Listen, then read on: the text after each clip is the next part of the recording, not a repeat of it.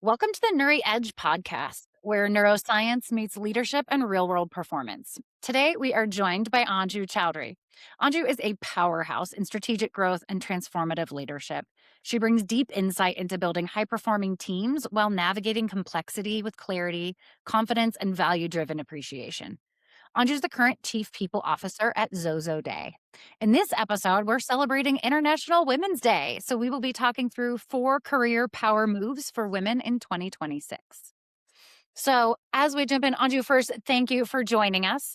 I know we want to jump in today with if you had to identify the 4 career power moves that women should make in 2026, especially in this kind of AI accelerated workplace, what would they be? But before that, maybe you could tell us your philosophy again on how women can support each other about spinach in our teeth. Okay. Mariana and Lacey, thank you so much for having me in your podcast. Really excited to have this conversation because a Women's Day should be a reminder that I'll be your girl who'll tell you if you have spinach on your teeth, because that's how we uplift each other to support each other. Right. That's the number one strategy. Never be the woman who leaves spinach in another woman's teeth. I love All it. right. And then with respect to the 4 career power moves for 2026, I feel like, okay, let's go with them. Number 1, make your value visible. We're going to discuss them in detail. Number 2, use AI as your career co-pilot, your support system. Number 3, own your narrative before others write it for you. And then build sponsors, not just supporters or allies. Woo! I feel like I have chills already. Let's go through and break down each of these. In thinking about value and visibility, I feel like so many high performing women are doing exceptional work. How do we talk about it without it feeling inauthentic? Let's start with breaking a myth first. People used to say your great work will speak for itself. Well, good work doesn't speak for itself. People do. And who are these people? So these are people in position of power and influence. So there's this view about most of the time we've been taught like if you do great work, it will become visible. But in reality, performance and visibility together brings the opportunity. We were taught that performance signals or equals recognition. That's unfortunately not true. But a smart way for visibility, and not just performative visibility, but true visibility, is continuing to share your impact, not just task and activities, connecting the work with business outcomes and speaking the language that business speaks. This is one of the things that I've actually got early on when I join a new company. I want to figure who are my stakeholders? Who's my board? Who are my allies who'll help me open the doors that I didn't know existed? How do we make money here in this company so that I can speak the business language? And then continue to keep your brag sheet, which is as simple as a spreadsheet that I log something that cool happened this week, whether that's customer recognition, a big win for me, something that I or my team did. I continue to list that. One, it's really good to be hyping me through the week, like that was a great week, but also use that as a way to continue showcasing that value. The book that we've discussed called How Women Rise, that talks about often women expect meritocracy to notice the effort, but senior leadership actually notice the pattern of impact. So visibility is really crucial in that part. Oh, okay. I'm going to take us a little bit out of the sequence that you named, but I feel like there's a really nice connecting through line here. Mhm, Will you talk about seeking mentorship and sponsorship? What's the mhm. difference between mentorship and sponsorship? How can women be intentional to build both? Both are equally important.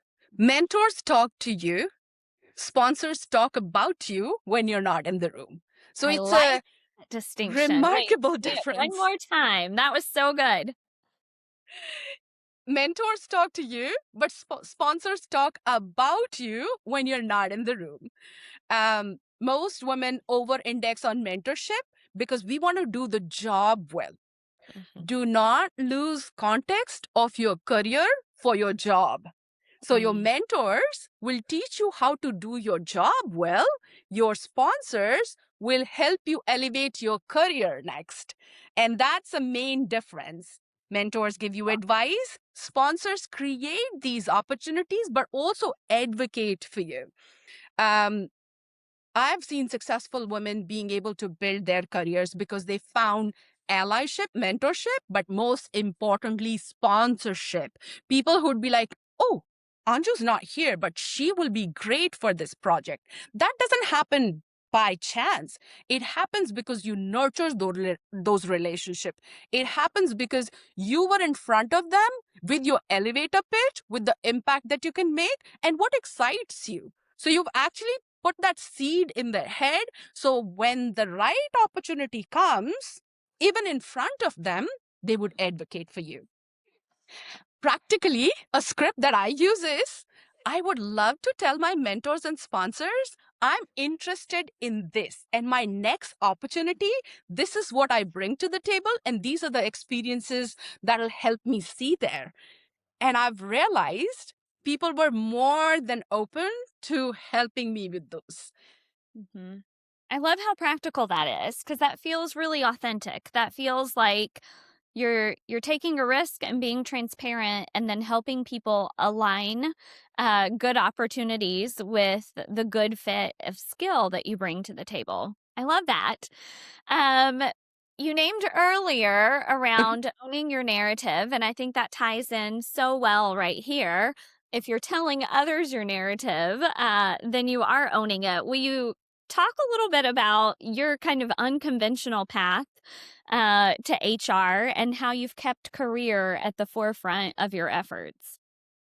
Mariana, if I talk about my career and people looked at my resume, it may seem like, okay, there's HR, there's L&D, there's talent management, and then suddenly there is product leadership, and now I'm a chief people officer. So it looks very unconventional unless I tell you the story behind it. It is very intentional.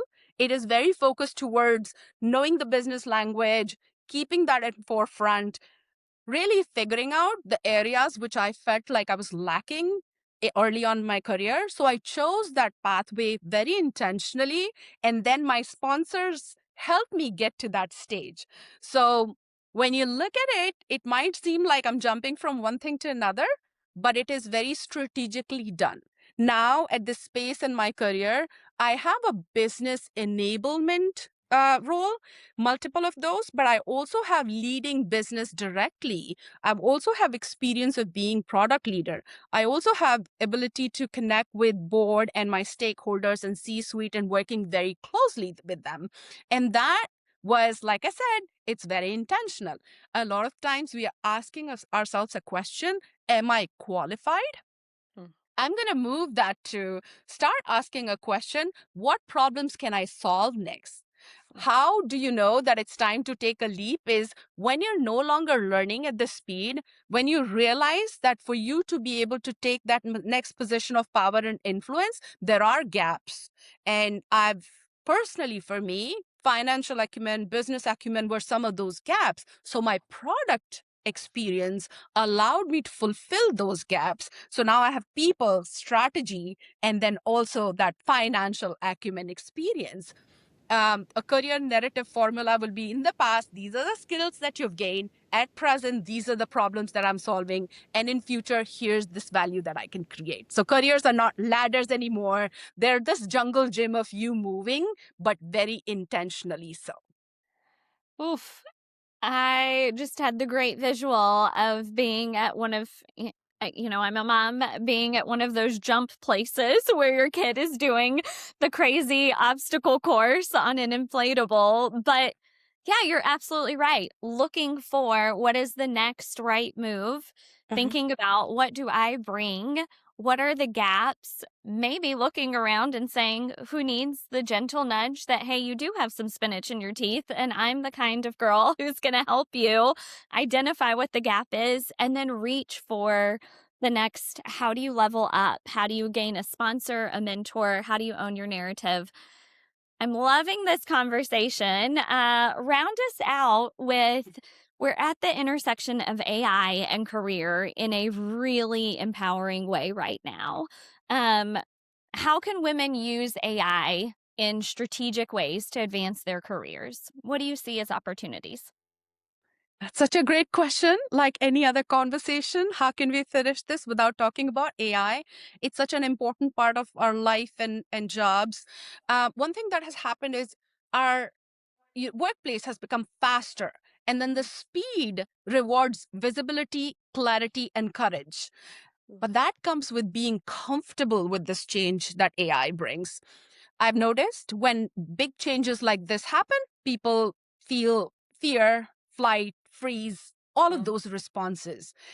Because there's so much noise around AI, it's very hard for people to figure, where do I get started? What do I do? And how can AI impact not just my job, but also my career? So let me tell you, this helped me understand AI and context best. Treat AI not as a tool, but almost like this new colleague that has joined your workplace, your team. What we do is we do a strong context setting, how to set them up for success, and then tell them what you expect them to do and how can they be successful.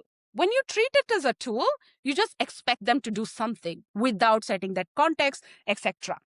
So I feel like AI is such a great tool and a co-pilot, a support system for you to be able to do the job well, but also thinking ahead. AI can be the safe place. We've discussed it, Nuri, that you can practice these conversations, practice being brave, create an opportunity to really bring forward the crucial conversation that we all shy away from. And women are underutilizing AI to do that. Difficult conversation, creating executive presence, negotiating, like that's an area that I can learn from. It's very hard for me to negotiate on some of the financial terms also. But build that confidence and competence both before the high stake moments occur. So in terms of using it strategically, learn about the tools. Start small, maybe 15 minutes a day, and then talk to people who are experts in that area in your network to find out where's the noise, but where's truly impactful tools that can help you. Start small, but do not get into the flight, fight, fear, or freeze moment, because AI is not taking your job. People who are more comfortable with AI and they'll become experts of AI will take your jobs away. So confidence and competence, both in this area that you have to build, and that will come with practice and learning and continuing to learn. Whew, I feel like the goal of this podcast is to bring really meaningful, actionable information to our listening audience. And I just want to thank you so much for exceeding expectations today. I feel like this was power packed wisdom that I know I'll be listening to on repeat. Thank you so much for recording this special episode with us and for sharing your funds of knowledge and your insights. This has been such a joy to record. Lacey, I'll let you share final details, and then Anju, if you'll let us know how folks can get in touch with you. I know that people will want to stay connected and continue to learn from you. Yeah. Thank you so much for your time today, Anju, and to everyone listening. Personally, I'm going to head out to update my personal brag sheet as well. All tidbits with Anju. For more information, you can find Anju on LinkedIn at Anju Chowdhury1.